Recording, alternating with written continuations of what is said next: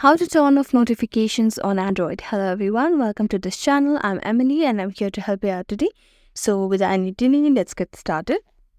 Now, if you want to turn off the notifications on Android, what you can do is go to the settings of your device and tap on notifications and control center, and then tap on status bar and toggle off the show notification icons.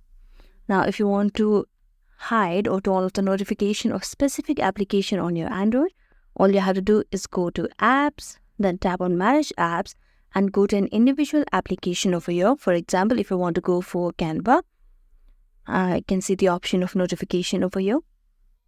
And right now it is toggled off right now. And if you want to turn it on, then just toggle on. And if not, toggle it off and your notification will be turned off. So thank you so much for watching this video. If you enjoyed it, don't forget to like, subscribe and hit the bell notification for more updates.